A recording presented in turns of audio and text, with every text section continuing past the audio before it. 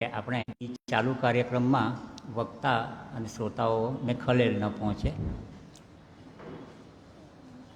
મિત્રો, ગુજરાતી સાહિત્યમાં ગીત કવિતાની વાત આવે એટલે રમેશ પારેખ તથા અનિલ જોશીનું નામ અચૂક લેવાય છે. 2-3 દિવસ પહેલાં જ મહાશિવરાત્રિના દિવસે આપણે આપણા ગુજરાતના આ મૂર્ધન્ય કવિ અનિલ જોશીને ગુમાવ્યા છે. આપણે એમને શ્રદ્ધાંજલિ આપીશું. એમના વિશે થોડી માહિતી આપણે મેળવીએ. કવિ અનિલ જોશીનો જન્મ 28 જુલાઈ 1940 ગોંડલ જિલ્લા રાજકોટ ખાતે થયો હતો. એમનું અવસાન 26 ફેબ્રુઆરી 2025 મુંબઈમાં થયું. આમ તેઓ 84-85 વર્ષનું સાહિત્યમય જીવન જીવ્યા. મુખ્યત્વે તેઓ ગીત, કવિતાઓ તથા નિબંધોને કારણે જાણીતા બન્યા. પ્રાથમિક શિક્ષણ એમણે ગોંડલમાં લીધું, માધ્યમિક શિક્ષણ મોરબીમાં, અને ત્યારબાદ અમદાવાદની HK આર્ટ્સ કોલેજમાંથી BA ગુજરાતી અને સંસ્કૃત સાથે કર્યું. ત્યારબાદ એમણે MAની ઉપાધિ પણ મેળવી. એમની કારકિર્દી જોઈએ તો તેઓ શિક્ષક, તંત્રી, સહસંપાદક, ગુજરાતી ભાષાના મુખ્ય સલાહકાર તરીકે એમણે આ રીતે વિવિધ સંસ્થાઓમાં વિવિધ ફરજો બજાવી હતી. એમના જે ખૂબ પ્રસિદ્ધ ગીતો છે એમાં સવાર, સાંજ, બરફના પંખી, કન્યા વિદાય વગેરે છે. અને ખાસ તો એમને 1990માં સ્ટેચ્યુ એ એમનો નિબંધ સંગ્રહ છે, એના માટે સાહિત્ય અકાદમી પુરસ્કાર પ્રાપ્ત થયો હતો. આધુનિક ગુજરાતી સાહિત્યમાં એમનું આ ખૂબ મહત્ત્વનું પ્રદાન છે. અને આપણે સૌ આવા મહાન કવિને ગુમાવ્યા છીએ, તો એમને આપણે સૌ ઊભા થઈને 1 મિનિટ માટે મૌન પાડીને શ્રદ્ધાંજલિ પાઠવીશું. ઓમ.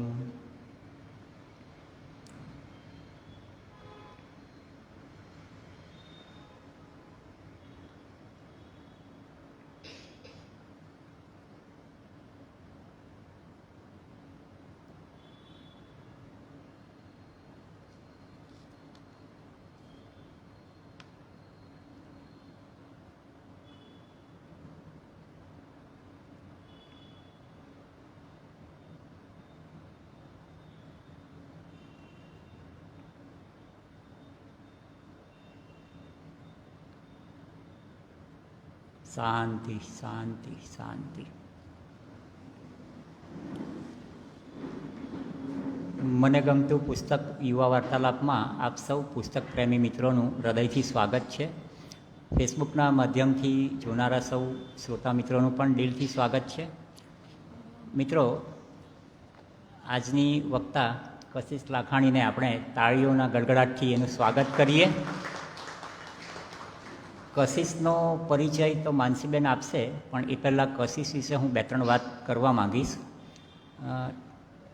લગભગ 2-1 વર્ષ પહેલાં આપણી જે વેકેશનમાં બાળકોની પ્રવૃત્તિઓ ચાલે એમાં નિશાબેન કશિશને લઈને આવેલા. તો ત્યારે મેં કશિશને કીધેલું કે તારે યુવા વાર્તાલાપ આપવાનો છે. એ વાતને 2 વર્ષ થયા. પછી તો એનો અભ્યાસ ને પરીક્ષાઓ ને બીજી પ્રવૃત્તિઓમાં એટલી બધી વ્યસ્ત રહી કે એને સમય નહોતો મળતો. પણ આજે એ હવે આ વાર્તાલાપ આપવા માટેનો યોગ ઊભો થયો છે, તો ખૂબ આનંદ છે. કશિશનો બીજો પરિચય એટલે કશિશ આપણી લાઇબ્રેરીના સહમંત્રી શ્રીમતી નિશાબેન લાખાણીની દીકરી છે. નિશાબેનને આપ સૌ જાણતા જ હશો. અને ખાસ તો પુસ્તક બહુ સરસ એણે પસંદ કર્યું છે. જ્યારે આવતા શનિવારે 8મી માર્ચે વિશ્વ મહિલા દિવસ છે, એના 1 અઠવાડિયા પૂર્વે એક યુવતી, વિશ્વ પ્રસિદ્ધ સફળ મહિલા ઇન્દ્રા નોઈ, કે જે પેપ્સિકો કંપનીના ચેરમેન ને CEO હતા, તો એની આત્મકથા વિશે વાત કરવાની છે. તો ખૂબ આનંદ છે, ખૂબ ઉપયોગી પુસ્તક છે.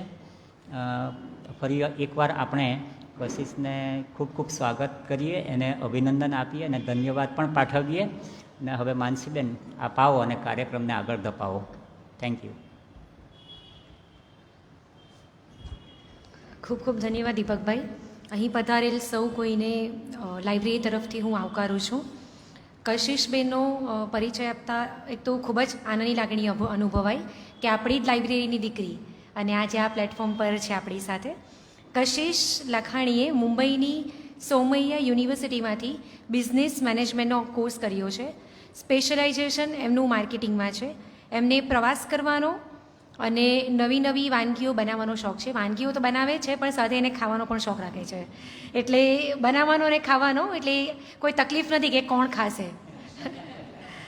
અત્યારે હાલમાં તેઓ માસ્ટર્સની તૈયારી કરી રહ્યા છે અને ભવિષ્યમાં જેમ આપણા પ્રધાનમંત્રી શ્રી કહે છે કે નવું સ્ટાર્ટઅપ ચાલુ કરો, એન્ટરપ્રિન્યોરશિપને પ્રમોટ કરો, તો એ જ રીતે એમનું પણ સપનું છે કે કોઈ નવું સ્ટાર્ટઅપ ચાલુ કરે. તો વધારે હું સમય નથી લેતી.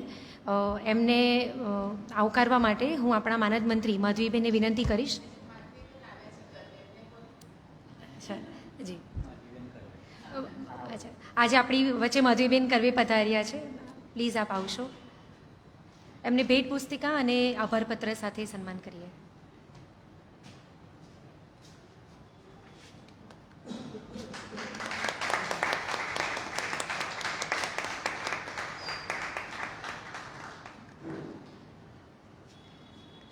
કશિશબેન, આપનું ખૂબ ખૂબ સ્વાગત. હવે પછીનું સેશન માટે હું આરતીબેનને વિનંતી કરીશ કે આપ આવો અને જે આપણે યુવા વાર્તાલાપમાં નવું કંઈક ચાલુ કર્યું છે, ગમતાનો કરીએ ગુલાલ અંતર્ગત વ્યક્તિ વિશેષ, એમના વિશે થોડી માહિતી આપવા માટે આરતીબેન આપણી સાથે આવશે.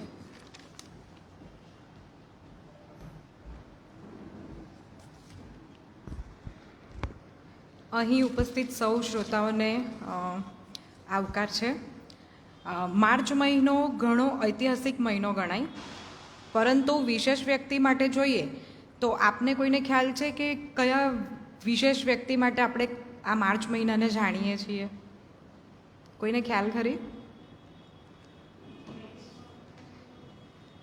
ઓકે, આજે શું છે ખ્યાલ છે? આજની તિથિ તો ખ્યાલ હોય ને. આજે આપણી કઈ તિથિ છે?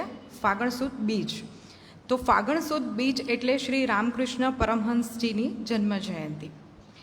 રામકૃષ્ણ પરમહંસજી નું વ્યક્તિત્વ શું છે એ તો આપણે લાઇબ્રેરીના જે જોડાયેલા મિત્રો છે એ ખૂબ અટેચ જ હોય, તો આપણે એમના વિશે આજે વાત કરીશું.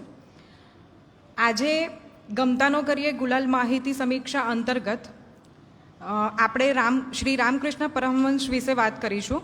શ્રી રામકૃષ્ણ પરમહંસજી એટલે અર્વાચીન ભારતના મહાન સંત, જેમનો જન્મ બંગાળ પ્રાંત સ્થિત કામારપુકુર ગામમાં થયો હતો.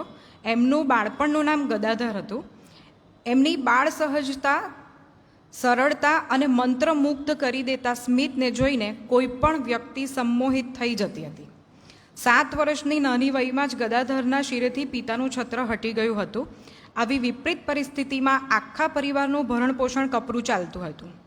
આર્થિક કઠિનાઈઓ પણ આવી છતાં બાળક ગદાધરનું સાહસ ઓછું ન થયું. એમના મોટા ભાઈ રામકુમાર ચટ્ટોપાધ્યાય કલકત્તામાં એક પાઠશાળાના સંચાલક હતા. તેઓ ગદાધરને પોતાની સાથે કલકત્તા લઈ ગયા. લોક શિક્ષક તરીકે શ્રી રામકૃષ્ણ પરમહંસ અતિશય લોકપ્રિય હતા. તેઓ ગ્રામીણ બંગાળી ભાષામાં નાની નાની ઉદાહરણરૂપ કથાઓ, વાર્તાઓ કહીને ઉપદેશ આપતા હતા. એવી જ એક ઉદાહરણ કથા હું અહીં રજૂ કરીશ. એક વખત મીઠાની પૂતળી સમુદ્રમાં તેની ઊંડાઈ માપવા ગઈ. તે બધાને કહેવા માંગતી હતી કે સમુદ્ર કેટલો ઊંડો છે, પરંતુ આ થઈ ના શક્યું. કેમ કે જેવી તે સમુદ્રના પાણીમાં પ્રવેશી અને તે ઓગળી ગઈ. હવે કોણ કરે સમુદ્રની ઊંડાઈનો અહેવાલ? સમાધિમાં બ્રહ્મજ્ઞાન મળે છે, બ્રહ્મ જાણી લે છે. તે પરિસ્થિતિમાં તર્ક સંપૂર્ણપણે બંધ થઈ જાય છે અને મનુષ્ય મૌન બની જાય છે. તે બ્રહ્મને સમજવા માટે અસમર્થ બની જાય છે. આવી ઉદાહરણ કથાઓ દ્વારા તેઓ ઉપદેશ આપતા. ઈશ્વર પ્રાપ્તિ એ માનવ જીવનનો સર્વોચ્ચ લક્ષ્ય છે એવું તેઓ માનતા હતા. તેમના મતે કામ તેમજ અર્થ મનુષ્યને ઈશ્વર માર્ગ પરથી ચલિત કરે છે. એમના વિચાર મુજબ કામ કાંચન અથવા કામિની કાંચનનો ત્યાગ કરવાથી ઈશ્વર માર્ગ પ્રગટ થાય છે.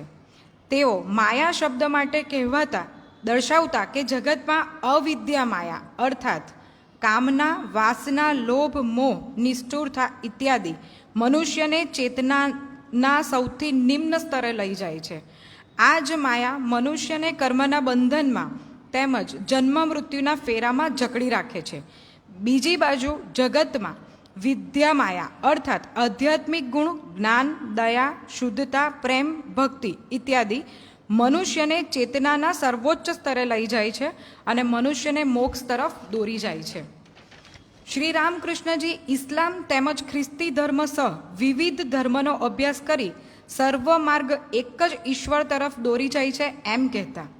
એમનું સૂત્ર યત્ર જીવ તત્ર શિવ અર્થાત જ્યાં જીવન ત્યાં શંકર ભગવાન તણું અધિષ્ઠાન અને જીબે દયા નય શિવ જ્ઞાને જીવ સેવા, જીવ દયા નહીં પણ શિવ જ્ઞાને જીવ સેવા, તેમનો આ ઉપદેશ સ્વામી વિવેકાનંદ માટે માર્ગદીપ સાબિત થયો હતો.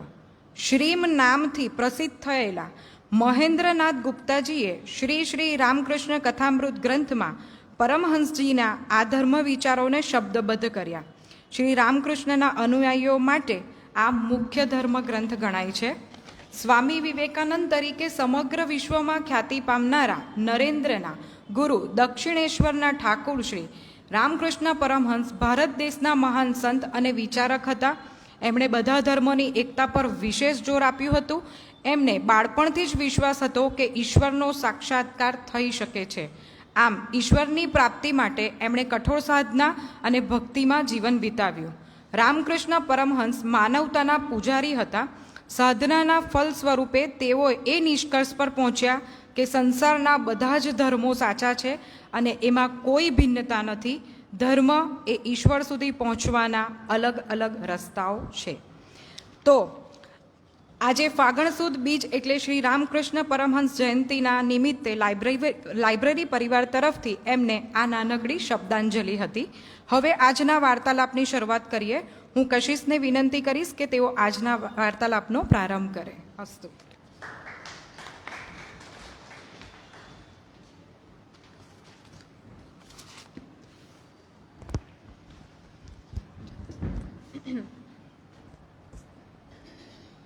હલો, બધાને અવાજ આવે છે મારો? ઓકે, તો ગુડ ઇવનિંગ એવરીવન. તો સૌથી પહેલાં હું આજે લાઇબ્રેરીને, સયાજી વૈભવ લાઇબ્રેરીને થેન્ક યુ કહેવા માગું છું, જેમણે મને આ ઓપોર્ચ્યુનિટી આપી કે હું મારા વિચારો રજૂ કરી શકું. આપણે આ વાર્તાલાપ સ્ટાર્ટ કરવા પહેલાં હું તમને 3-4 સવાલ પૂછીશ, જેનાથી આપણો આ વાર્તાલાપ થોડો ઇન્ટરેક્ટિવ અને ઇન્ટરેસ્ટિંગ રહે. તો જેને પણ જવાબનો આઈડિયા હોય તે પ્લીઝ જવાબ આપજો. મારો પહેલો સવાલ, which is India's first beverage company? એટલે કે ઇન્ડિયાની સૌથી પહેલી કોલ્ડ ડ્રિંક કંપની કઈ હતી? કોઈને આઈડિયા છે? હું તમને હિન્ટ પણ આપું. 90sની એ ફેવરેટ ડ્રિંક હતી અને આઈ એમ શ્યોર કે અહીંયા ઓલમોસ્ટ બધા લોકોએ ટેસ્ટ કરી જ હશે એ ડ્રિંકને. સોસિયો, હા, સોસિયો. ઓકે, તો second question, which is world's number 1 beverage company? એટલે કે અત્યારની પહેલા નંબરની કોલ્ડ ડ્રિંક કંપની કઈ છે? ના, પેપ્સી નથી. કોકા-કોલા ફર્સ્ટ નંબરની કંપની છે અને સેકન્ડ નંબરની કંપની છે પેપ્સી. છેલ્લો સવાલ, India's first woman who became CEO of a beverage company? ઇન્ડિયાની પહેલી એવી લેડી જે બેવરેજ કંપનીની CEO બની, ઇન્દિરા નુઈ. તો ઇન્દિરા નુઈને તો બધા ઓળખતા જ હશે. એ પેપ્સિકોના CEO અને ચેરમેન હતા. આ વાર્તાલાપ શરૂ કરવા પહેલાં હું તમને એ વાત કહેવા માગું છું કે એમણે આ બુક લખી, તેમનું પછાડી એમનું શું વિચાર હતા અને એમણે આ બુક કેમ લખી.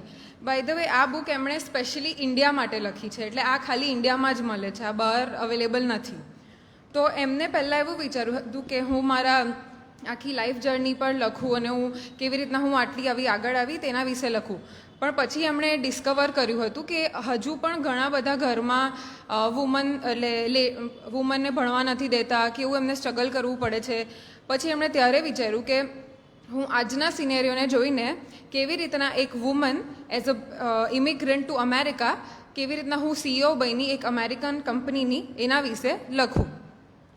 તો હવે મારા માટે આ બુક એટલા માટે ઇન્સ્પાયરિંગ હતી કે મને પણ કંઈક સ્ટાર્ટ કરવું છે મારું પોતાનું, કે પછી કંઈ મારે પણ એક બિઝનેસ કરવો છે. મેં મારા ચાઇલ્ડહુડથી મારા ફાધર, મારા અંકલ ને મારા બ્રધરને બધાને બિઝનેસમાં ઇન્વોલ્વ થતા, બિઝનેસની વાતો કરતા જોયું છે. તો મારા માટે એક ઘણું ઇન્સ્પાયરિંગ હતું કે કેવી રીતના શું હતું ને એમની આખી લાઈફ જર્ની શું હતી. તો હવે આ બુકની વાત કરીએ તો મેં આ બુકને 3 ભાગમાં ડિવાઈડ કરી છે. પહેલાં એમનું ચાઇલ્ડહુડ, પછી એમની કોલેજ લાઈફ અને પછી એમની પ્રોફેશનલ લાઈફ. તો આપણે પહેલાં ચાઇલ્ડહુડની એમની વાત કરીએ તો એ મદ્રાસથી બિલોંગ કરતા હતા, જે અત્યારે ચેન્નઈના નામથી ઓળખાય છે. અને એ એક સાઉથ ઇન્ડિયન બ્રાહ્મણ ફેમિલીમાં એમનો જન્મ થયો હતો. એ મિડલ ક્લાસ ફેમિલીથી એ બિલોંગ કરતા હતા. એમની સાથે એમના પેરેન્ટ્સ, એમના મધર ફાધર, એમના ગ્રેન્ડફાધર જે એમને થાથા કહીને બોલાવતા હતા, અને એમના 2 સિબલિંગ્સ, એક મોટી બેન જેમનું નામ ચંદ્રિકા છે અને એક નાનો ભાઈ જેમનું નામ નંદુ છે. હવે એમના મધર હાઉસવાઈફ હતા અને એમના જે ફાધર હતા તે બેંકમાં કામ કરતા હતા એ ટાઈમે. ને એમના જે ગ્રેન્ડફાધર છે એમનું એમણે ઘણું સારું એક ડિસ્ક્રિપ્શન આપ્યું છે કે એમના ગ્રેન્ડફાધર ત્યારે એ રિટાયર્ડ ડિસ્ટ્રિક્ટ જજ હતા અને એ એમના લાઈફમાં બહુ મોટા ઇન્સ્પિરેશન અને રોલ મોડલ પણ હતા. તો હવે તમે વિચાર કરો કે જ્યારે એમનો જન્મ થયો ત્યારે એમનો જન્મ 28 ઓક્ટોબર 1955માં થયો હતો, ઇન્દિરા નુઈનો. તો આપણા ઇન્ડિપેન્ડન્સ ડેના 7 વર્ષ પછી એમનો જન્મ થયો હતો અને એ ટાઈમે એમના જે ગ્રેન્ડફાધર હતા તે રિટાયર્ડ ડિસ્ટ્રિક્ટ જજ હતા. તો એમના ગ્રેન્ડફાધરનું ઇન્ડિપેન્ડન્ટ ટાઈમનું શું કેટલું સારું ભણતર હશે અને કેટલું સારું એમને એમના લાઈફમાં કર્યું હશે કે જેથી એ ઇન્ડિપેન્ડન્ટ ટાઈમે આટલું ઊંચું બન્યા અને ડિસ્ટ્રિક્ટ જજ હતા. પછી એમના ગ્રેન્ડફાધર વિશે એમણે એવું કીધું છે કે એમની જે સેવિંગ્સ હતી અને એમણે જે બધું જમા કર્યું હતું તે એમણે એમના જે ઘરમાં રહેતા હતા, જેમાં એમનો બોર્ન થયો હતો, એમાં જ બધું યુઝ કર્યું હતું. એમના ઘરનું એમણે બહુ સારું ડિસ્ક્રિપ્શન આપ્યું હતું કે એમના ઘરમાં એક ઝૂલો હતો આંગણમાં, તેમાં એમની જે મમ્મી છે, પછી એમની મમ્મીની બધી બહેનો બેસીને બધી હાઉસહોલ્ડ વાત કરતા, પોલિટિક્સની વાત કરતા, પછી થોડી પંચાયત પણ કરી લેતા. પછી એમનો જે ઘરમાં એક એવું હતું મેન્સ લિવિંગ રૂમ, જ્યાં એમના ગ્રેન્ડફાધર જ બેસતા. એટલે એમના ગ્રેન્ડફાધરને કોઈ મળવા આવે તો એ ત્યાં બેસતા, પછી એમને જમવાનું ત્યાં હતું. એ એમના સ્પેશિયલી એમના ગ્રેન્ડફાધર માટે જ હતો ને એમનું રૂમનું નામ જ હતું મેન્સ લિવિંગ રૂમ. ને એ એમના ગ્રેન્ડફાધરથી બહુ જ ઇન્સ્પિરેશન હતા ને એમના ગ્રેન્ડફાધરથી એ બહુ ક્લોઝ જ હતા. તો તમે વિચાર કરો કે અત્યારના પણ ઘણી બધી એવી ઘરમાં એવી છોકરીઓ છે જે એમના ફાધર સાથે પણ ઓપન અપલી વાત નથી કરી શકતી. તો ત્યારના જમાનામાં તો એ ફાધર સાથે તો ક્લોઝ હતા જ ને એમના ગ્રેન્ડફાધર સાથે પણ એટલા જ એ ક્લોઝ હતા. જ્યારે પણ એ સ્કૂલથી ઘરે પાછા આવતા હતા ને તો એમના ગ્રેન્ડફાધર ઓલવેઝ એમને પૂછતા કે શું તમે આજે ભણ્યા, શું તમે શીખ્યું નવું. અને એવું એમ નાના નાના ઇન્સિડન્ટ કીધા છે એમણે એમના ગ્રેન્ડફાધર સાથેના કે જ્યારે પણ એમના ગ્રેન્ડફાધરે પેપર વાંચવું હોય ને તો એમના ઇન્દિરા નુઈને કહેતા કે તું મને વાંચીને સંભળાવ નહીં, મને થોડું આંખમાં પ્રોબ્લેમ થાય છે. પણ એમના ઇન્દિરા નુઈને થોડું એમ ખબર પડી કે આંખમાં તો એમને કંઈ પ્રોબ્લેમ નથી થતો, તો આ કેમ મારી પાસે રોજ જ આવી રીતે ન્યૂઝપેપર વંચાવતા હોય છે. તો પછી એમણે એક દિવસ પૂછ્યું કે આ તમે કેમ આવું કરો છો. તો એમના ગ્રેન્ડફાધરે એમને કીધું કે તને પણ નવું જાણવા મળે અને તને પણ ખબર પડે કે શું ચાલે છે, તેના લીધે અને તને પણ એવી આદત પડે નાનપણથી કે તું ન્યૂઝપેપર વાંચે. એના માટે એ ન્યૂઝપેપર એમની પાસે રોજ જ વંચાવતા હતા. એટલે નાનપણથી જ એમને ભણવા પર, નવી નવી બુક વાંચવા પર ને એમના પર બહુ એમનો ભાર હતો કે જેનાથી એમને વધારે ખબર પડે, નોલેજ મળે. પછી એમણે એવું પણ કીધું છે કે એમના ગ્રેન્ડફાધર થોડા એજ્યુકેશનને લઈને ઘણા સ્ટ્રિક્ટ પણ હતા. જ્યારે પણ એ કંઈ કામ નહીં કરતા હતા કે પછી એમનું ભણવાનું બરાબર નહીં થતું હતું ત્યારે 200 વાર એમની પાસે લખાવતા હતા કે I will not do this again. એટલે હું આવું પાછું નહીં કરીશ અને હું મારું કામ ટાઈમ પર કરી લઈશ. એમના ગ્રેન્ડફાધરથી તો એ બહુ ક્લોઝ હતા જ. પછી એમના મધર બી એમના લાઈફમાં બહુ એક રોલ પ્લે કર્યો હતો. એમની મધરના 18 યર્સના જ્યારે હતા ને ત્યારે જ એમના લગ્ન થઈ ગયા હતા. તો એમનું સપનું હતું કે મને કોલેજ જવું છે, પણ એમને તો કોલેજ જવા મળ્યું નહીં. એટલે એમનું આ સપનું એ એમની બંને ડોટર્સ ચંદ્રિકા અને ઇન્દિરા નુઈથી એ પોતે જીવતા હતા. એમનું ઓલવેઝ એવું હતું કે એજ્યુકેશનમાં તો તમારે આગળ જ રહેવાનું અને ઓલવેઝ એવું જ કહેતા કે મોટા થઈને કંઈ આપણે મોટું જ બનવાનું છે, એવું જ એ સપનું એમને જોડાવતા હતા. પછી એમને નાનપણથી જ એમના મમ્મી જ્યારે પણ એ સ્કૂલથી આવતા ત્યારે એમની ને એમની બંને બહેનોને એમ થોડા કામ ડિવાઈડ જ કરી દીધા હતા કે આટલું તમારે કરવાનું જ, એટલે એમને ઘરનું બધું મેનેજ કરવાનું પણ ઘણું નોલેજ હતું.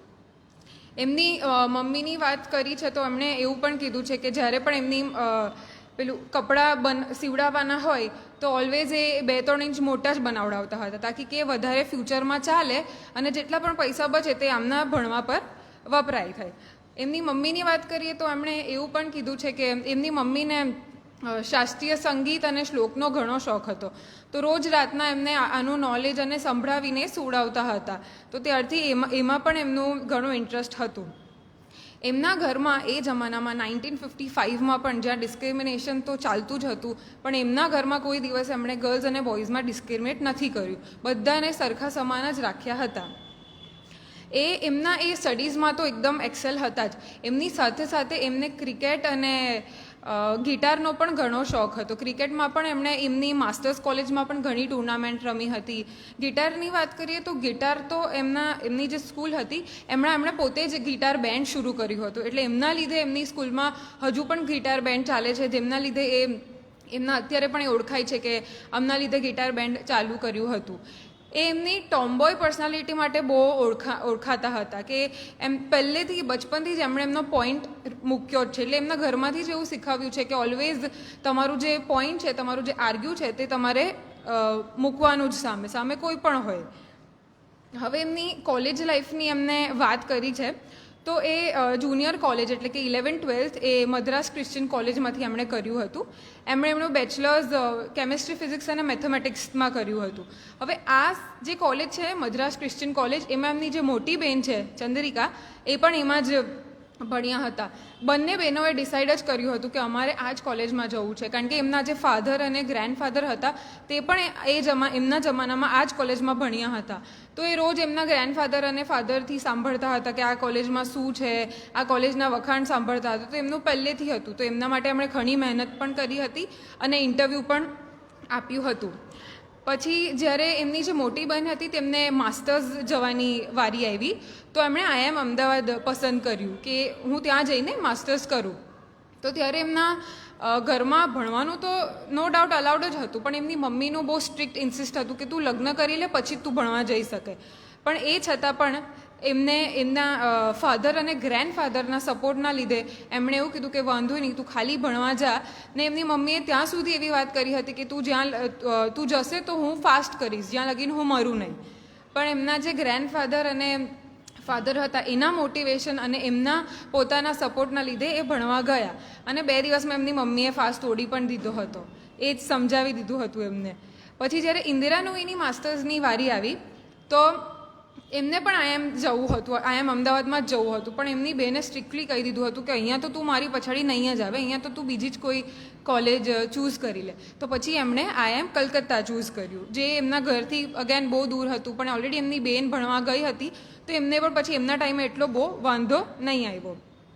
જ્યારે IIM કલકત્તામાં હતું ને ત્યારે એમની સાથે એક બહુ હાર્ટ બ્રોકિંગ ઇન્સિડન્ટ થયું હતું. એમના જે ગ્રેન્ડફાધર હતા એમની ડેથ થઈ ગઈ હતી. તો એમણે એવું મેન્શન કર્યું છે કે એમના ડેથના લીધે એમને એટલું બધું બેકસ્ટેપ મળી ગયું કે એમને એ રિકવર કરવું એમને બહુ ભારી પડ્યું. એમના જે ગ્રેન્ડફાધરને એ લાસ્ટ ટાઈમ જોઈ પણ નહીં શક્યા હતા, કારણ કે IIM કલકત્તાથી એમના ઘરે પાછા આવે તે દરમિયાન જ એમના દાદાને ઓલરેડી લઈ ગયા હતા, તો એ જોઈ પણ નહીં શક્યા હતા. તો એમને એનું હજુ પણ એમને દુઃખ થાય છે ઘણીવાર કે હું આટલી મોટી અત્યારે અચીવ કર્યું પણ મારા ગ્રેન્ડફાધર મારી સાથે નહીં હતા. પછી જ્યારે એમનું IIM કલકત્તામાં પાછા ભણવા ગયા અને પછી ભણવાનું પતી ગયું ત્યારે ફર્સ્ટ કંપનીમાં એમણે જોબ કરી હતી, તે હતી મેનેજરની પોઝિશનમાં, જોન્સન્સનું બધાએ નામ સાંભળ્યું જ હશે. એમની ફર્સ્ટ કંપની હતી જેમાં એમણે કામ કર્યું હતું. પછી એ કંપનીમાં એમનો સફર સારો હતો, એમને ઘણું બધું શીખવા મળ્યું. ફર્સ્ટ કંપની હતી તો એમને ઘણું બધું એનાથી નોલેજ મળ્યું, ઇન્સ્પિરેશન મળ્યું, કેવી રીતના ઇન્ડસ્ટ્રી કામ કરે, શું કરવું છે આગળ જઈને, બધું એમને નોલેજ મળી ગયું હતું. પછી થોડાક સમય પછી એમણે એક હજી કંપની જોઈન કરી હતી જોન્સન્સને છોડીને, બ્રેડસેલ ટેક્સટાઇલ કંપની. એક ટેક્સટાઇલ કંપની છે જેમાં એમને ઘણું બધું ટેક્સટાઇલ વિશે પણ જાણવા મળ્યું હતું. એમાં ઘણું બધું એમને ટ્રાવેલ પણ કર્યું હતું એક જગ્યા પરથી બીજી જગ્યા પર, જેથી કે એમના ટેક્સટાઇલ વિશે ખબર પડે. ત્યાં એ એક માણસને મળ્યા હતા જેમનું નામ છે નોર્મન, જેમણે એમની લાઈફમાં આવ્યા ને એમની લાઈફનું આખું સિનેરિયો જ એમણે ચેન્જ કરી દીધો. એમણે એમને સમજાવ્યું હતું કે તું અહીંયા રહેશે તો અહીંયા તારા સપના તો અહીંયા પૂરું નહીં થાય, તો તું અમેરિકા માટે ટ્રાય કર, તું અમેરિકા જા, ત્યાં તારા માટે વધારે સારી ઓપોર્ચ્યુનિટી હશે, ત્યાં તને વધારે સારું પડશે. તો હવે આજની જ વાત કરીએ તો આજે પણ ઘણા પેરેન્ટ્સ બહાર મોકલવા માટે છોકરીઓને હિચકિતા હોય છે કે ત્યાં હું આટલું દૂર જતી રહી. પણ એ જમાનામાં એમણે એમના પેરેન્ટ્સને કન્વિન્સ કર્યું કે તમે મને મોકલો. પહેલાં તો એમના પેરેન્ટ્સે ના જ પાડી કે આટલું દૂર તો ના જ જવાય, ને એમને ફાઇનાન્શિયલ ઇશ્યુઝ પણ હતા કે અમેરિકા જવું છે તો ફાઇનાન્શિયલ બી ઘણું જોઈએ. પણ એ છતાં પણ એમણે એ કંપનીમાં એ કોલેજમાં યેલ યુનિવર્સિટી એમાં એમણે અપ્લાય કર્યું. અને અપ્લાય તો કર્યું, એમને ઘણી બધી સારી ત્યાં સ્કોલરશિપમાં મળી, જેથી કે એમના જે ફાધર હતા તે કન્વિન્સ થઈ ગયા કે વાંધો નહીં તું જા. એના લીધે એના મધર પણ એટ ધ એન્ડ કન્વિન્સ થઈ ગયા હતા. પછી એ જ્યારે જતા હતા ને ત્યારે એમને એક જ દુઃખ હતો ઇન્ડિયા છોડવાનો કે એમનો ભાઈ એમનાથી 9 વર્ષ નાનો હતો, જેનું નામ નંદુ હતું. તો એના માટે બહુ કેર કરતા અને એમને બહુ પ્યાર હતો એમના પર. તો એમને એક જ દુઃખ હતું કે હું આને છોડીને જાઉં છું. પછી એમને યેલ યુનિવર્સિટી વિશે તો એમણે બહુ કંઈ ખાસ કીધું નથી, પણ જેટલું કીધું છે એની આપણે હવે વાત કરીશું. કે એમણે યેલ યુનિવર્સિટી માટે એવું કીધું હતું કે એ ત્યાં સ્ટાર્ટિંગમાં પહોંચ્યા તો એમને ઘણું ડિફિકલ્ટ લાગ્યું હતું ત્યાં કેવી રીતના બધું મેનેજ કરવું. ત્યારના જમાનામાં તો પણ ફોન પણ નહીં હતો કે એમના પેરેન્ટ્સ સાથે રોજ કનેક્ટ કરે, રોજ વાત કરે, પણ સમહાવ એમણે મેનેજ કર્યું હતું. એમને હજુ એક ઇન્સિડન્ટ શેર કર્યો છે યેલ યુનિવર્સિટીમાંથી કે જ્યારે એ યેલ યુનિવર્સિટીમાં હતો ત્યારે એમને સમર ઇન્ટર્નશિપ માટે ઇન્ટરવ્યૂ આપવાનો હોય. તો ઇન્ટરવ્યૂ માટે તો ફોર્મલ્સ જ પહેરવાના હોય છે. તો ત્યારે એમની પાસે ફોર્મલ્સના પૈસા પણ નહીં હતા, પણ જેટલા પણ હતા એમનાથી એમણે એક ફોર્મલ સૂટ ખરીદ્યો. જ્યારે એમણે ફોર્મલ સૂટ ખરીદ્યો તો ત્યારના ટાઈમમાં ટ્રાયલ રૂમ કે એવું કંઈ નહીં હતું, તો એમ જ એ ફોર્મલ્સ લઈને આવી ગયા. પછી જ્યારે એમનો ઇન્ટરવ્યૂનો દિવસ હતો ત્યારે ફોર્મલ તો એમના પર બિલકુલ પણ સારો નહીં લાગતો હતો, ને એમને પોતે રિયલાઇઝ થતું હતું કે આ તો બિલકુલ પણ નથી સારો લાગતો, શું કરું. પણ એમણે તો પણ એ પહેરીને એમણે ઇન્ટરવ્યૂ આપ્યું. એમનું ઇન્ટરવ્યૂ ગયું પણ એ શ્યોર હતા કે મને ઇન્ટરવ્યૂ તો નહીં જ મળશે, મારા લુક્સને જ વધારે પ્રાયોરિટી આપશે અને એઝ અ બ્લેક વુમન તો મને નહીં જ મળે. પણ એ છતાં પણ એમનું ઇન્ટરવ્યૂ એટલું બધું સારું ગયું અને એમના જે ઇન્ટરવ્યૂ લેતા હતા એટલા બધા એમનાથી ઇમ્પ્રેસ્ડ હતા કે એમને સમર ઇન્ટર્નશિપની ઓફર મળી ગઈ. પછી એમણે સમર ઇન્ટર્નશિપ એક કન્સલ્ટિંગ ફર્મમાં મળી હતી બોસ્ટનમાં, શિકાગોમાં. તો ત્યાં એમના રાજનુઈ એમના હસબન્ડને ત્યાંય મળ્યા હતા. સમર ઇન્ટર્નશિપ એમની 3 મહિનાની હતી, તો એ 3 મહિના સાથે રહ્યા, એમની સાથે ત્યાં હેંગઆઉટ કરતા હતા, વાતચીત કરતા હતા. પછી રાજનુઈ ત્યારે વર્ક કરતા હતા. તો જ્યારે એમની ઇન્ટર્નશિપ ખતમ થઈ ત્યારે એ પોતે પાછા યેલ યુનિવર્સિટીમાં આવી ગયા અને રાજનુઈ પાછા પોતાના કામ પર લાગી ગયા. પછી જ્યારે એમનું યેલ યુનિવર્સિટીમાંથી કમ્પ્લીટ થયું ને ત્યારે એમણે જેમાં એમણે ઇન્ટર્નશિપ કરી હતી એમાં જ એણે જોબ ઓફર એક્સેપ્ટ કરી. કન્સલ્ટિંગ ફર્મ હતી, તો એ પાછા ત્યાં શિકાગો ગયા, ત્યાં પાછા એ મળ્યા રાજનુઈને અને ત્યાં એ લોકોએ પાછું થોડુંક એકબીજાને જાણ્યું, એકબીજાને ઓળખ્યું અને પછી એમણે લગ્ન કર્યા. એમના લગ્નમાં એમના પેરેન્ટ્સ પણ હાજર નહીં હતા કારણ કે એ ટ્રાવેલ નહીં કરી શકતા હતા તે ટાઈમે. તો એમણે એક બહુ સ્મોલ સેરેમનીમાં એમના લગ્ન કર્યા. થોડાક ટાઈમ પછી એમના પેરેન્ટ્સ પણ ત્યાં એમને વિઝિટ કરવા આવ્યા અને એમની સાથે યુએસમાં રહેતા હતા. જ્યારે એ યુએસથી પાછા ઇન્ડિયા ગયા એમના પેરેન્ટ્સ, તો 1 મહિના પછી એની મમ્મીનો ફોન આવ્યો એમની સાથે કે એમના જે ફાધર છે તેમને છેલ્લા 1 મહિનાથી જોન્ડિસ છે. તો હવે એમણે આ 1 મહિનાથી કીધું જ નહીં હતું એમના કોઈ પણ છોકરાઓને. એમને એવું હતું કે મારા છોકરાઓની લાઈફમાં આટલું ડિસ્ટર્બન્સ થાય એવું કંઈ મારે નથી કરવું. પણ જ્યારે એમને કીધું હતું ત્યારે એમનો ભાઈ પણ યુએસમાં જ હતો ને એ પણ યેલ યુનિવર્સિટીમાં જ હતો જ્યાંથી ઇન્દિરા નુએ એમનું ગ્રેજ્યુએશન કમ્પ્લીટ કર્યું હતું. તો એ 3 ભાઈ બહેનોએ ડિસાઇડ કર્યું કે આપણે ઘરે મળવા જઈએ.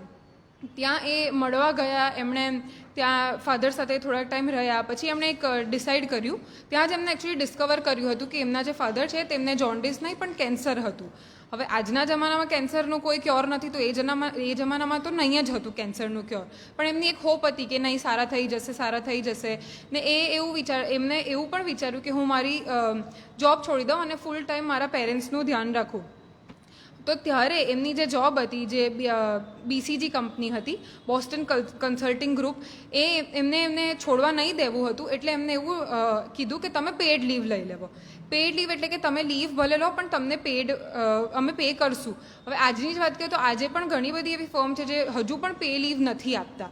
પણ એમનું કામ એટલું બધું સારું હતું, એમની જે બધી સ્ટ્રેટેજીઝ યુઝ કરી હતી એમણે એ કંપનીમાં એટલી સારી હતી કે એમને ડિસાઇડ કર્યું કે એ પેડ લીવમાં એમને આપે. તો એમણે પેડ લીવ લીધી, એમના પેરેન્ટ્સ સાથે રહ્યા. પછી એમના એવું વિચાર્યું કે ઇન્ડિયામાં તો કંઈ ક્યોર નથી, યુએસમાં હશે એવું હોપ કરીને એમણે એમના પેરેન્ટ્સને યુએસમાં લાવ્યા. યુએસમાં રોજ એમના પેરેન્ટ્સ, એમના જે ફાધર હતા એમને સ્પેશિયાલિસ્ટ જોવા આવતા હતા, મળવા આવતા હતા, પણ કોઈ પ્રોગ્રેસ થતું નહીં હતું.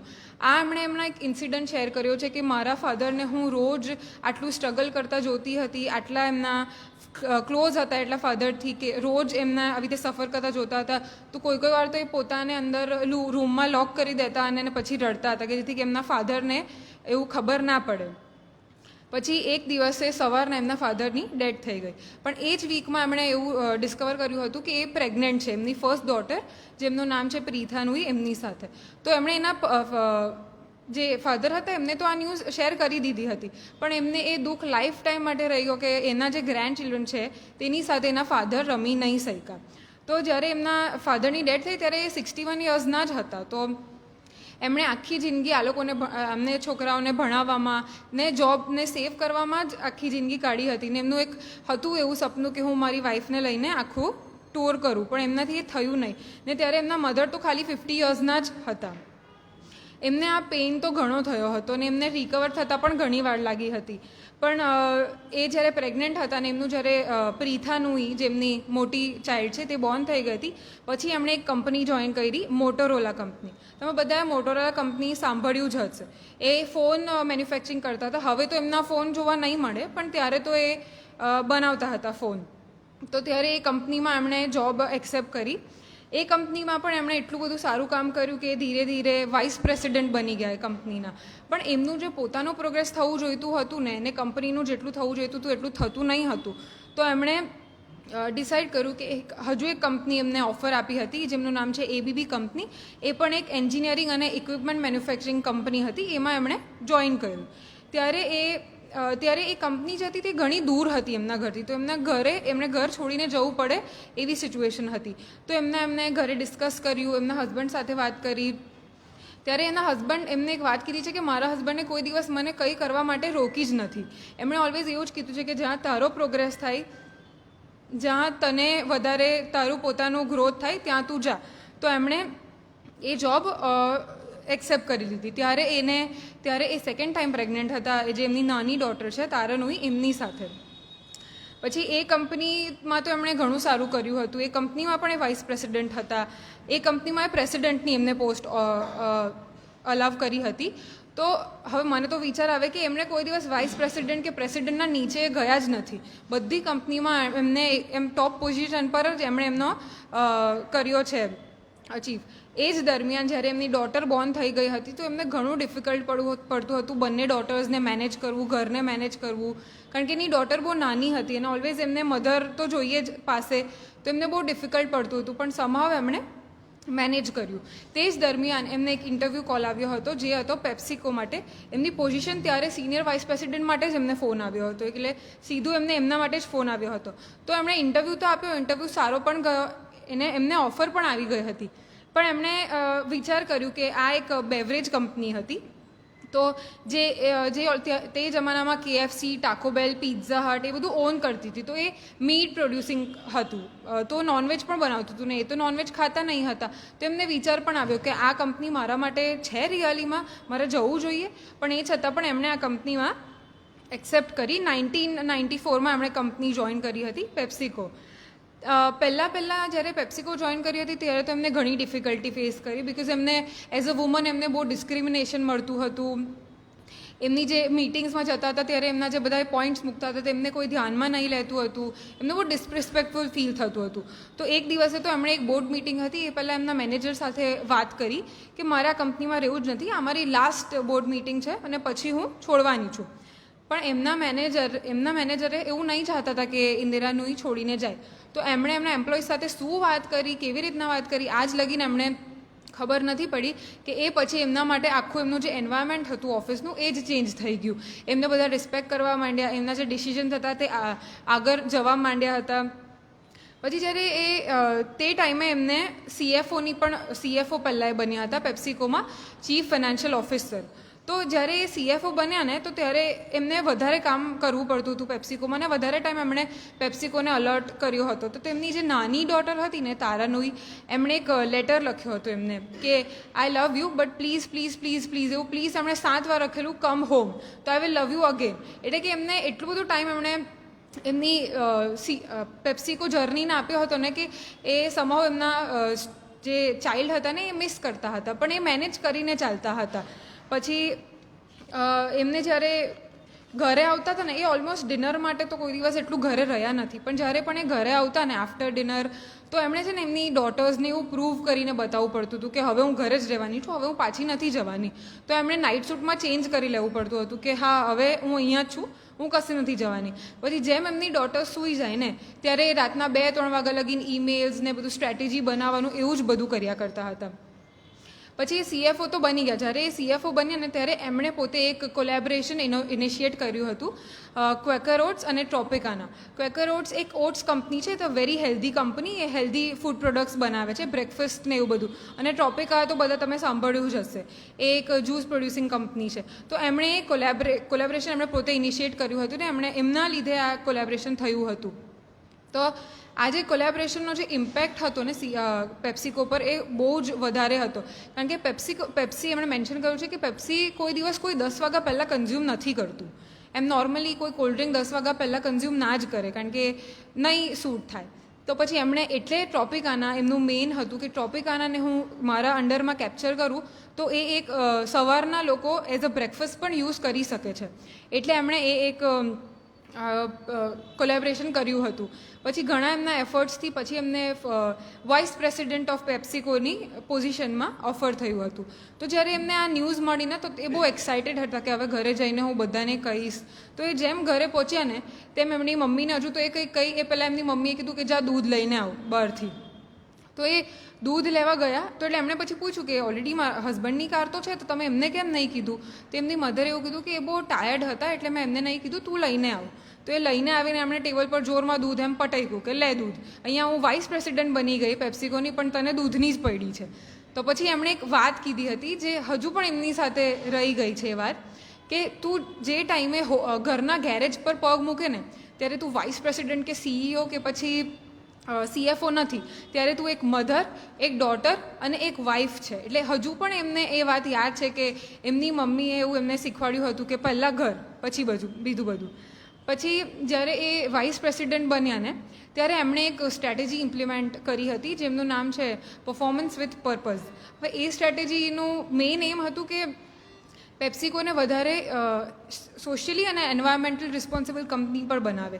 એટલે એમનું ખાલી ધ્યાન પ્રોફિટ્સ પર નહીં હતું કે કંપનીને આગળ લઈ જવામાં, એ તો એમ હતો જ, પણ એમનો એવો પણ એમ હતો કે એ કંપનીને જે સોશિયલી અને એન્વાયરમેન્ટને વધારે આગળ વધાવે એ એમનું હતું. એટલે એમણે એક આ જે સ્ટ્રેટેજી હતી તે બહાર પાડી હતી.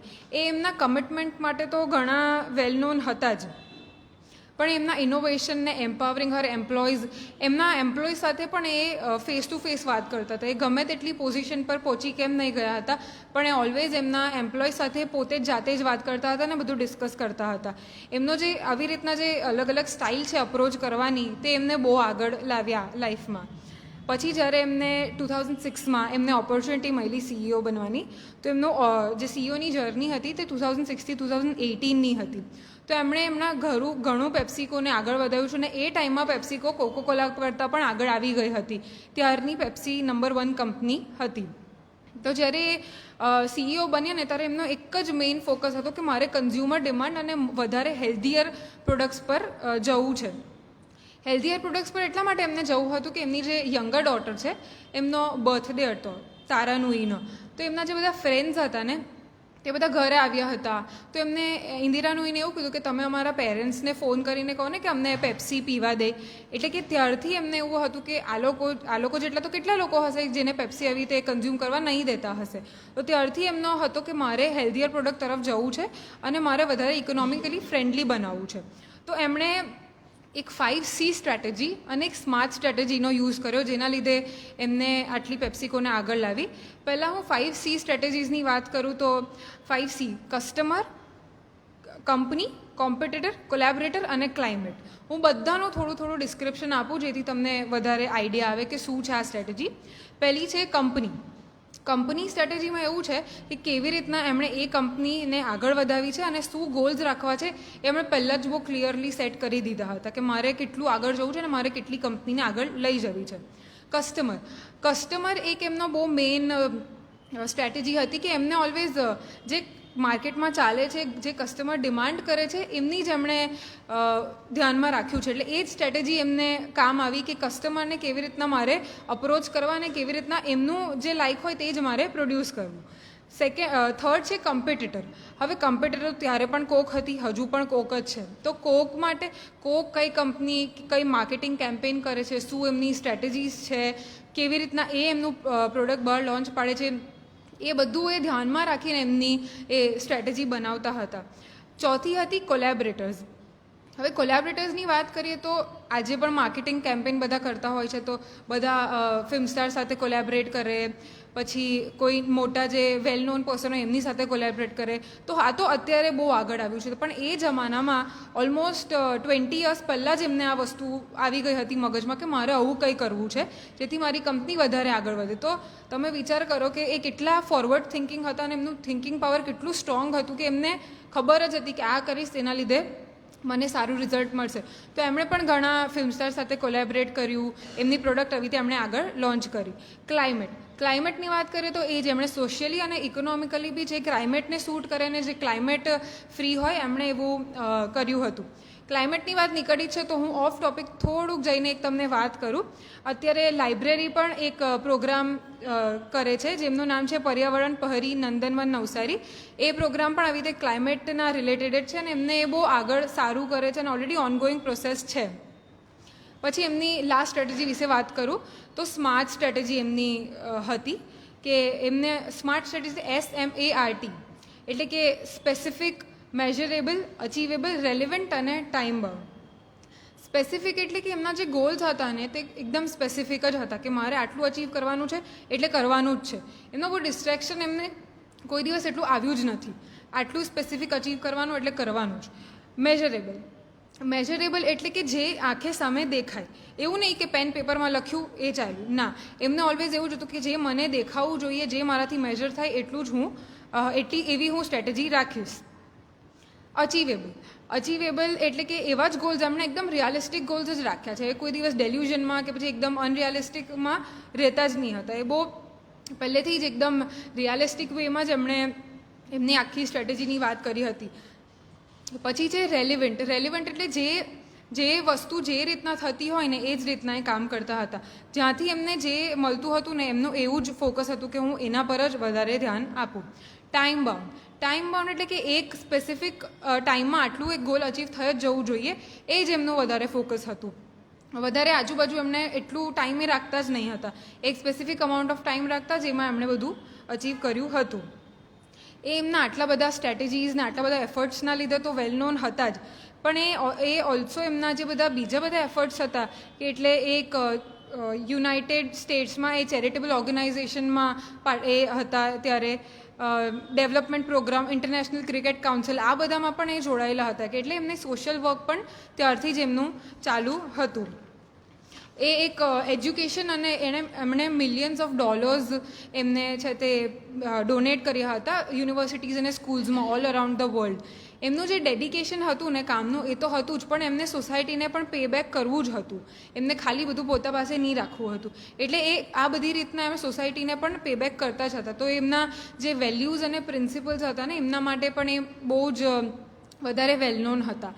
એમની CEO જર્ની વિશે તો એમણે મોસ્ટલી બધું પ્રોફેશનલ લાઈફનું જ કીધું છે કે કેવી રીતના આગળ આવ્યા, એમણે શું કોલેબરેશન કર્યું, જેમ કે ક્વેકરોટ્સ ટોપિકાના, કેવી રીતના એમણે ડિફિકલ્ટીઝ બધી ફેસ કરી.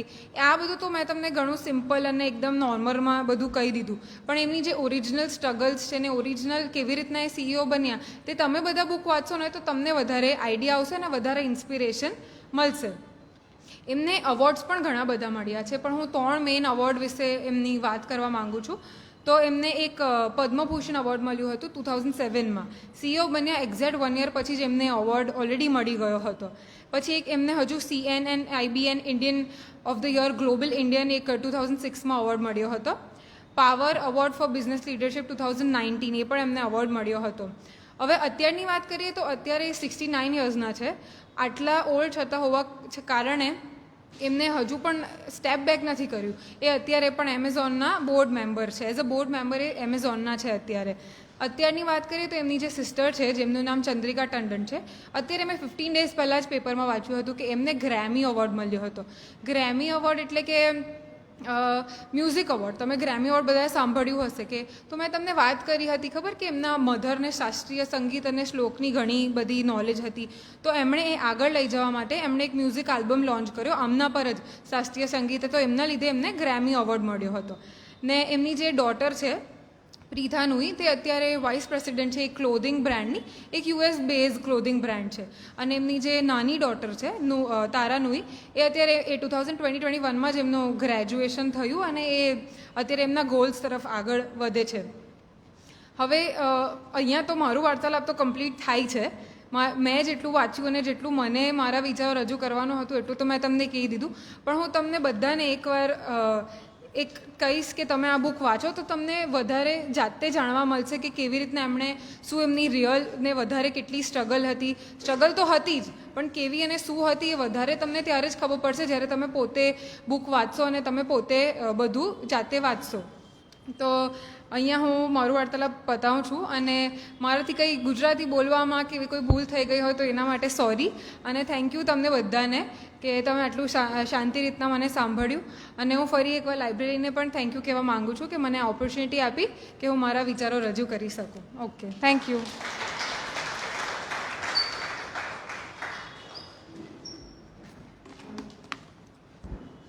ખૂબ જ સરસ કશિશે આખા પુસ્તકને મર્યાદિત સમયમાં બહુ સરસ રજૂઆત કરી. આ એક વૈશ્વિક સમસ્યા છે કે પર્સનલ લાઈફ પ્રોફેશનલ લાઈફ કેવી રીતે બેલેન્સ કરવાની, કે આપણે જોબ કરતા હોઈએ, બિઝનેસ કરતા હોઈએ, સાથે ફેમિલીને પણ સમય આપવાનો હોય. તો આ બહુ સરસ આ પુસ્તકમાં આ મેસેજ છે. ઇન્દ્રા નુઈએ બહુ સરસ રીતે સમજાવ્યું છે.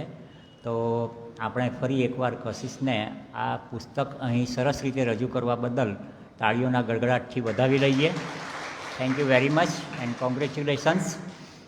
અને આપણી પાસે હવે ઘણો સમય છે, અડધો કલાક તો છે જ ઓછામાં ઓછો.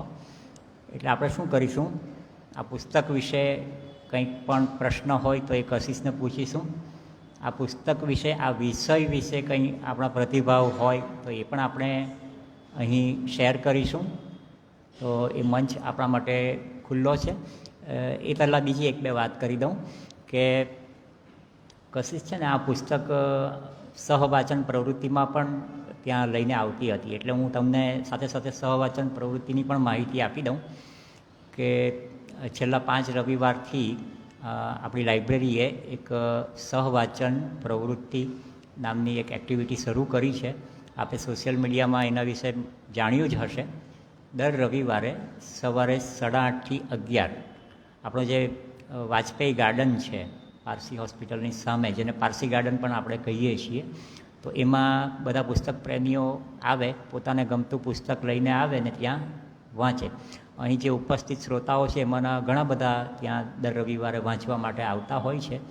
તો આપ સૌને ફરી એકવાર વિનંતી કે આપ પણ આવતીકાલે સવારે 8:30 થી 11 દરમિયાન ત્યાં આવજો.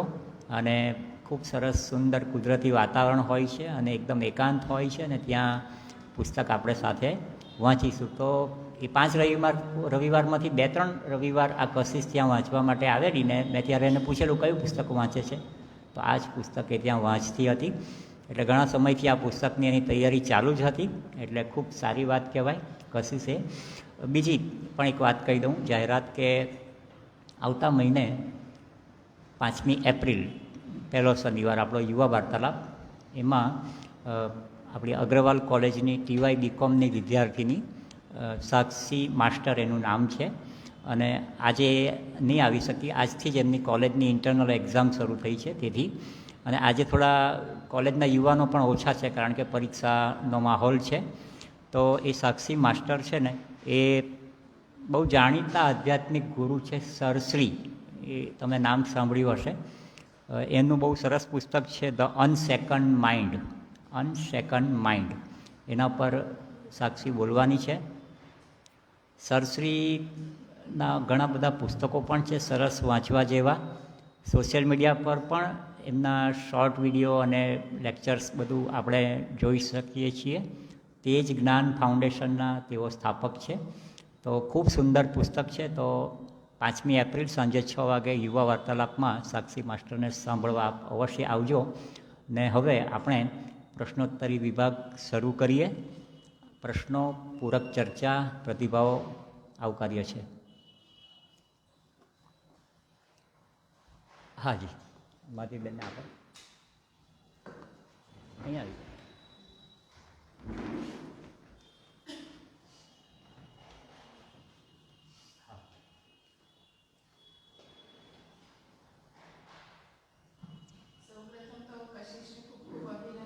Thank you. ઓછા સમયમાં ઘણી બધી વાતો કરીને અને પુસ્તક થોડો વાંચી છે એવો ખ્યાલ આવ્યો તારા વક્તવ્યમાંથી. કેમ કે 3-4 વખત જ્યારે આપણે મળ્યા હતા વાજપેયી ગાર્ડનમાં ત્યારે પણ આ પુસ્તક વાંચતી હતી. આ બુક છે ને મારા દીકરાની એન્ગેજમેન્ટ થયા ત્યારે મારી જે ડોક્ટરેટ આવવાની હતી ને એને મેં ગિફ્ટમાં આપી હતી ફર્સ્ટ બુક. કેમ કે લાઈફને કેવી રીતે બેલેન્સ કરવાનું બહુ સરસ આમાંથી સમજાવેલું છે.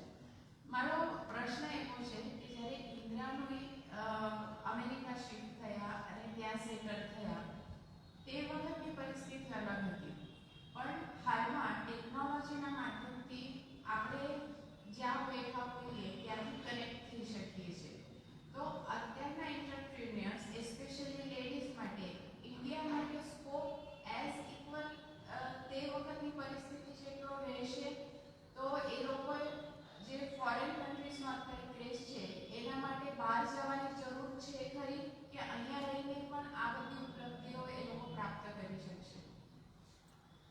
તો મારા ઓપિનિયનની હું વાત કરું તો મારા ખ્યાલથી તો ઇન્ડિયામાં પણ હવે એટલી બધી ફેસિલિટી, એટલી બધી ટેકનોલોજી આવી જ ગઈ છે જેના લીધે અહીંયા પણ રહીને તમારાથી બધું થઈ જ શકે છે. બસ ખાલી બહાર જવાનો એક ક્રેઝ છે આ યુથમાં અને આ જનરેશનમાં. અને હું મારી વાત કરું તો હું પોતે પણ બહાર જવાની છું જ ભણવા માટે. પણ મારું એવું જ છે કે બહાર જઈને ભણીને પાછા ઘર ભેગા. એટલે કે હવે અહીંયા પણ એટલું બધું આપણી પાસે ફેસિલિટી, એટલી બધી ટેકનોલોજી છે જ કે આપણે અહીંયા આગળ વધી જ શકીએ. એવું નથી કે બહાર જઈને ત્યાં જ કંઈ થાય. એટલે કે એ તો તે જમાનાની વાત કરીએ તો એ જમાનામાં તો ઇન્ડિયામાં એટલું બધું ડેવલપમેન્ટ હતું નહીં. તો એમણે વિચાર્યું કે અહીંયા ઓપોર્ચ્યુનિટીઝ કરતાં અમેરિકા અમને વધારે ઓપોર્ચ્યુનિટીઝ મળતે. એટલે એમણે વિચાર્યું કે હું અમેરિકા જઈને મારું ફર્ધર પરસ્યુ કરું.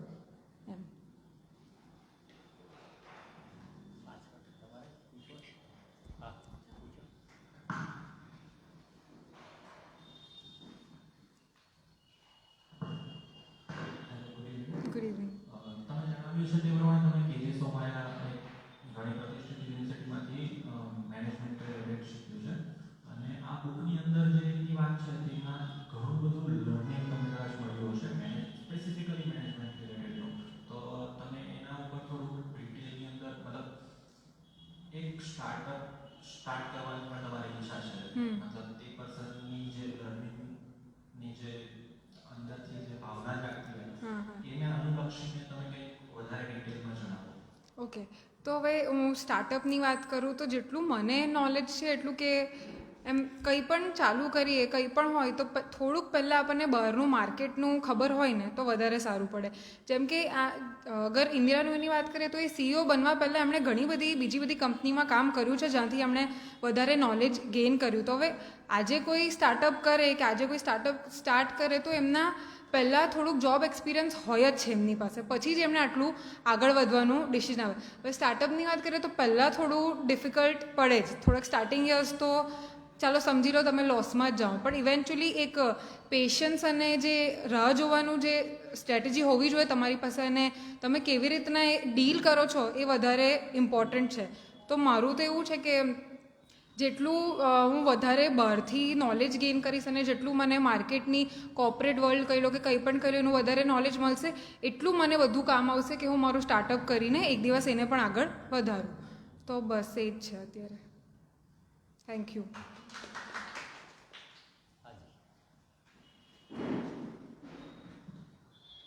Good evening. Good evening. મારે પૂછવું કંઈ નથી, પણ જાણવું એક વસ્તુ જરૂર છે કે વક્તવ્ય દરમિયાન તમે શ્વાસ કેટલી વાર લીધો? કારણ કે મને તો એવું લાગતું કે જો હું શંકર મહાદેવને સાંભળું તો તમે સાંભળ્યું. સરસ વક્તવ્ય હતું. અને તમારું જે સ્વપ્ન છે એની માટે ફક્ત એક જ કહેવાનું થાય, યા હોમ કરીને પડો Fateh Shah. Thank you so much, thank you.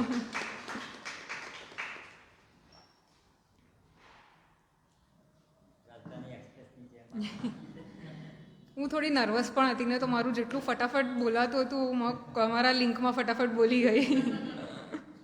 Actually હું ઘરે જ્યારે પ્રેક્ટિસ કરતી હતી ને ત્યારે પણ આવું જ હતું. તો મારી મમ્મીએ ત્યારે બી કીધું હતું કે તું થોડું શ્વાસ પણ લે, ત્યાં એટલી બધી ઉતાવળ કરવાની જરૂરત નહીં હતી, પણ નર્વસનેસ મારી એટલી બધી હતી કે પછી બધું જે એક ફ્લોમાં થઈ ગયું. ત્યાં સારું કહેવાય કે મેં ખાલી સ્તરથી આ વાત પણ શેર કરી. પહેલા તો કશિશમાં આપવાનું પણ મારે કારણ કે હું જ્યારથી એને જાણું છું એકદમ ઓછા બોલીને સરળ છે. આજે નવા જ રૂપમાં તમે જોવા મળે અને ખૂબ સરસ કહેવાય. Thank you. અને આ પુસ્તક એટલા માટે કે અમે તો આટલું જાડું દરદાર પુસ્તક વાંચવાનો સમય એટલો બધો તો મળે છે, એટલે આ રીતે આ પુસ્તક પસંદ કર્યું તો અમને પણ એક સરસ પુસ્તક નીકળ્યું. Thank you. મારો પ્રશ્ન એવો છે કે તું ઘણા બધા પુસ્તકો વાંચતી હશે, અત્યાર સુધી બહુ પુસ્તકો વાંચ્યા હશે ત્યાં, પણ આજે અહીં બોલવા માટે આ જ પુસ્તક કેમ પસંદ કર્યું એમ? તો હવે એ જ છે કે હું તો બહુ ઇન્સ્પાયર્ડ છું. એટલે એક લેડી જે આટલું આગળ આવી એમના જનરેશનની વાત કરું તો હું તો બહુ ઇન્સ્પાયર્ડ હતી ને હું તો એકદમ શોક થઈ ગઈ હતી જ્યારે મને એવી ખબર પડી હતી કે એમનો બોર્ન તો ઇન્ડિપેન્ડન્ટ ટાઈમનો છે. એટલે એ ટાઈમની વાત કરીએ તો આજના પ્રમાણમાં તો એ ટાઈમ ઘણો પાછળ હતો. તો હવે એ ટાઈમમાં તો આટલું એમણે તે ટાઈમમાં અચીવ થયું વિધાઉટ ટેકનોલોજી, વિધાઉટ મની. તો હવે અત્યારે તો ટેકનોલોજી પણ છે, પૈસા પણ એમ હોય છે, તો પછી કરી જ શકાય બધાથી. તો એક ઇન્સ્પિરેશન મારા માટે ઘણું હતું, એટલે મને હતું કે હું આ જ બુક પર વાર્તાલાપ આપું. હાજી માગી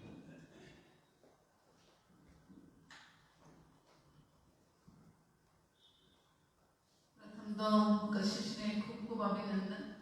એટલું મોટું દળદાર પુસ્તક છે, હાથમાં પકડ્યું, જોયું, અડધો કલાકમાં ઘણો સારો ન્યાય આપેલો છે. તે એમ ગાડી સડસડાટ એક્સપ્રેસ ચાલતી હતી, પણ ખૂબ સરસ.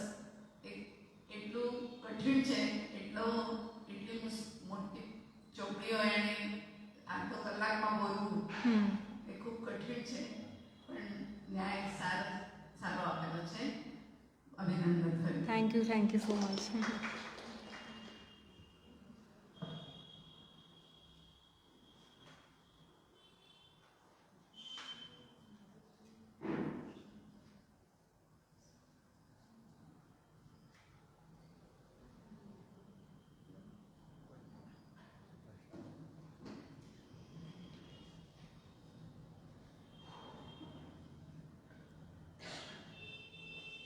દીપકભાઈ કીધું એક્સપ્રેસમાં ગાડી નહીં પણ વંદે ભારતની સ્પીડે ગાડી અને બહુ સરસ તમે જે ફ્લોથી બોલ્યા એટલે હું મારા મનમાં હતું જ કે હું આ વાત કરું કે તમે 21 વર્ષે જે બોલ્યા એટલે અંકલે પહેલાં જ કહી દીધું કે શંકર મહાદેવની જાણ આપણે સમજતા એટલે મારે જે કહેવું તો બધાએ જ કહી દીધું. પણ મારે તમે જે રીતે આનાથી ઇન્ટરેસ્ટ રહ્યા છો એ રીતે સુધા મૂર્તિથી પણ બહુ ઇન્ટરેસ્ટ છું. કારણ કે ફર્સ્ટ આપણે એન્જિનિયરિંગ કરનાર લેડી આપણા એ સુધા મૂર્તિ. હાલમાં પણ તમે એને સાંભળો ને તો તમને એનું દરેક બાબત તમને એની આકર્ષે. એક સારું વ્યક્તિત્વ પણ છે. એને પણ બે બેલેન્સ લાઈફ કરી છે, પર્સનલ લાઈફ અને બિઝનેસ. અને આવા આંટીનો જેવા વ્યક્તિ એનું લુક હું જોઉં ને, આંટીને જોઉં ને એટલે મને સુધા મૂર્તિ એટલે મને મારી વાત કરવી છે. અને એમના પૌત્રોને પણ એ કહે છે, કારણ કે એ માટે પૈસા બહુ સામાન્ય વાત છે ખર્ચા, છતાં પણ એના પૌત્રો જ્યારે બર્થડે પાર્ટી કે એમાં બહુ પૈસા વાપરે ત્યારે 1-1 રૂપિયાનો હિસાબ કરાવે છે. અને નીડી જે બચ્ચાઓ છે એને તમે આ પૈસાનો કઈ રીતે ઉપયોગ કરીને તમે વધારે એની મોઢા પર સ્માઇલ લાવીને કઈ રીતે તમે સંતોષ મેળવી શકો એવું પણ હજી કહે છે. એટલે મારી માટે એ પણ છે, એટલે મેં તારી જોડે વાત શેર કરી. એટલે તમારો વાર્તાલાપ બહુ સરસ હતો. અને હમણાં તમે વાત કરી કે જે તે ટાઈમે એટલી ટેકનોલોજી હતી અને આ તો વેલ એજ્યુકેટેડ પરિવારમાંથી આવેલા હતા અને એને ફેસિલિટી મળી અને કરી. અત્યારે થોડું સામાન્ય થઈ ગયું છે, એટલે હું આશા રાખું કે તું પણ એવું ચાલે પહોંચે. Thank you. તમે બુક સજેશન આપ્યું છે, હું બુક પણ પાક્કું વાંચીશ. હાજી નયનભાઈ હા પાછળ પેલા બેન પણ છે. કશિશ ખૂબ અભિનંદન આપું છું કે કશિશે આજે આ વક્તવ્ય આપી અને એના જીવનનો પેલો પડાવ સારી રીતે પાર કર્યો છે. Thank you. થેન્ક યુ કાકા. પાછળ પેલા બેનને આપો. કાકી કાકા. First of all congratulations. બહુ સરસ તમે પ્રેઝન્ટ કર્યું. મારે એક ક્વેશ્ચન એ છે કે તમે વાર્તાલાપ વખતે વચ્ચે તમે તમારી મમ્મીને બહુ જોતા હતા, તો મારે પણ એવું જ છે. Mummy is like heartbeat to me. તો મારે તમે જે એક વુમનને પ્રેઝન્ટ કરી હમણાં, એવી રીતે મારો ક્વેશ્ચન એ છે કે તમે તમારા મમ્મીમાંથી કઈ ક્વોલિટીઝ શીખ્યા? કારણ કે તમે કોન્સ્ટન્ટલી એમને જોયા કરતા છો. મારી મમ્મીની તો હું વાત કરું તો હું તો બધું મમ્મી પાસેથી જ વધારે શીખી છું, એમને જ જોતી હોઉં છું. મારી મમ્મીની વાત કરું તો confident, she is very confident, જે હું થોડી નથી એટલી બધી, કારણ કે આવી રીતે હું આવું પ્લેટફોર્મ પર આટલા બધા લોકોની સામે હું પહેલી વાર બોલું છું. કોલેજમાં પ્રેઝન્ટેશન્સ આપ્યું પણ that is a very common thing. તો આવી રીતના બોલવું, કેવી રીતના પ્રેઝન્ટ કરવું, એ હું વધારે બધું મારી મમ્મી પાસેથી જ શીખી છું. અને મારી મમ્મી અત્યારે સ્ટડી કરે છે, તો એ પણ આવી રીતે બંને લાઈફને મેનેજ કરીને કેવી રીતના એનું કમ્પ્લીટ કરે છે ને, એ તો હું એમની પાસેથી એકદમ એમ ઓન પોઈન્ટ શીખવા માગું છું. અને હું થોડું શીખું છું ધીરે ધીરે, જેટલું શીખાય એટલું. વેલકમ.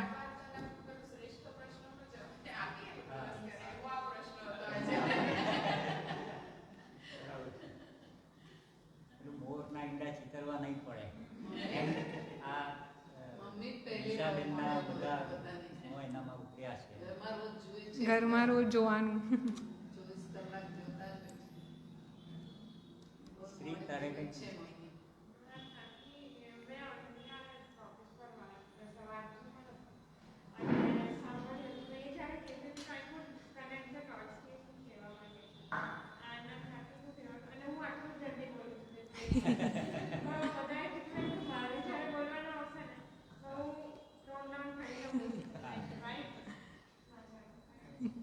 દિશા પણ ખૂબ સારી વાચક છે અને ભવિષ્યમાં એ પણ અહીંથી યુવા વાર્તાલાપમાં એને કરતા પુસ્તક ઉપર બોલવાની છે.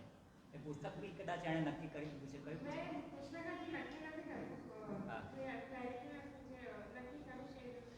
Okay fine. Thank you.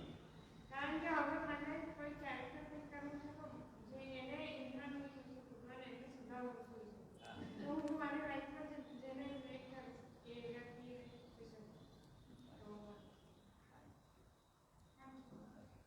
બધાએ અલગ અલગ ટ્રેનની મુસાફરી કરી અને મને એવું લાગ્યું કે બુલેટ ટ્રેનની શરૂઆત ઓલરેડી લાસ્ટ ટાઈમે દીપકભાઈ મને જણાવેલું હતું કે તારું લેક્ચર છે અને ત્યારે થોડીક વિમાસણ હતી, કારણ કે પહેલી તારીખે મારે જવાનું હતું વાપી મારી દીકરીને મળવા માટે.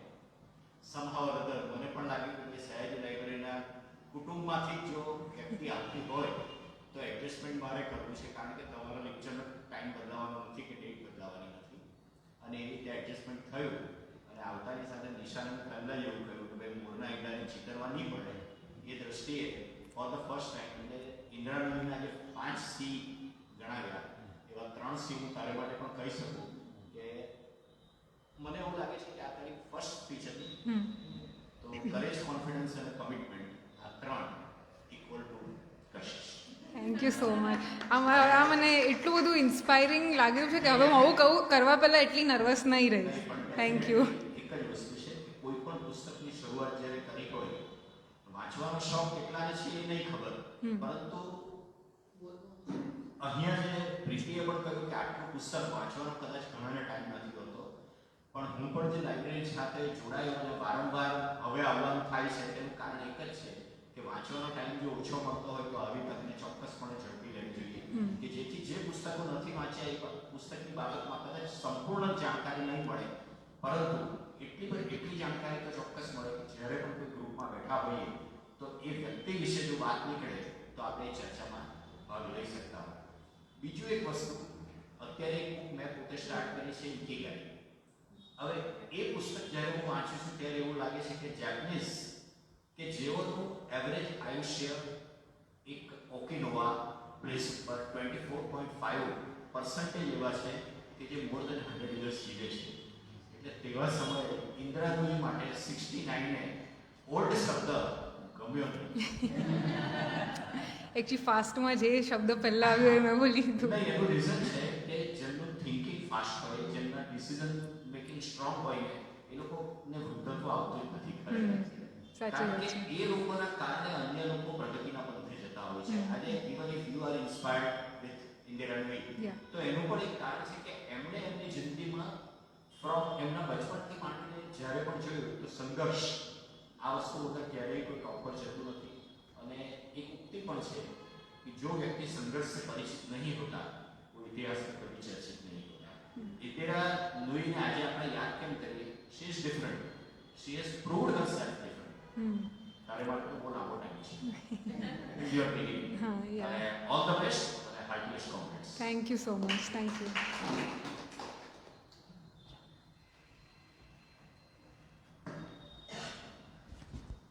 Thank you very much. આપણે લગભગ 40 જેટલા શ્રોતાઓ આજે હતા, એનો ખરેખર આનંદ છે. કારણ કે 6 વાગે તો ખાલી 5 જ હતા, પણ આપણે ત્યાં આ થોડો ઉનાળો પણ છે એટલે જરા બધા ધીમે ધીમે નીકળે ઘરેથી. પરંતુ આપ સૌનો ખૂબ ખૂબ આભાર. આજે કશિશના પપ્પા નયનભાઈ, એમના કાકા કાકી પણ આવ્યા છે, એમનો પણ ખૂબ ખૂબ આભાર. કદાચ કશિશનો ભાઈ પણ અત્યારે ફેસબુક લાઈવ જોતો હશે, એનો પણ આભાર. અને ફરી એકવાર આ યુવા વાર્તાલાપમાં આપ સૌને નમ્ર વિનંતી છે કે આપના કુટુંબમાં, આપના આડોશ પાડોશમાં, આપના મુહલ્લામાં કે આપના સંપર્કમાં જેટલા પણ યુવાનો હોય એમને આ યુવા વાર્તાલાપની માહિતી આપવાની અને એમને કહેવાનું કે આપણે યુવા વાર્તાલાપ સાંભળવા જઈએ. આપણે તો આવવાનું જ, સાથે બીજા યુવાનોને પણ લઈ આવવાના. લાભ તો અહીંયા જે આવશે એમને જ થવાનો છે. ને યુવા વાર્તાલાપનો હેતુ એટલો છે કે યુવાનો પુસ્તક પ્રેમી બને, પુસ્તકાલયમાં આવે, પુસ્તકો વાંચતા થાય, પુસ્તકો વિશે અહીંથી વાત કરે, પુસ્તકોની ચર્ચા કરે. તો એ મુખ્ય હેતુ છે આ યુવા વાર્તાલાપનો. બીજું કે જેમ કશિશ આજે પહેલી વખત આ રીતે જાહેરમાં બોલી, તો આ એક પ્લેટફોર્મ છે. પબ્લિક સ્પીકિંગની અહીંયાથી શરૂઆત થતી હોય છે, ઘણા બધા બાળકોની, ઘણા બધા યુવાનોની. તો આ ખૂબ સરસ પ્લેટફોર્મ છે. અહીં ઘણા બધા લગભગ 3-4 યુવાનો બેઠા છે કે જે હવે પછી અહીંથી બોલવાના છે. તો એ રીતે બધા અહીંયા આવે ને એકવાર સાંભળે તો એમને પણ ખ્યાલ આવે. તો આપણે મળીશું આવતીકાલે સવારે 8:30 થી 11 દરમિયાન વાજપેયી ગાર્ડનમાં. સૌ સાથે મળીને વાંચીશું. એકલા નહીં જઈશું, ત્યાં કોઈને સાથે લઈને જ જઈશું.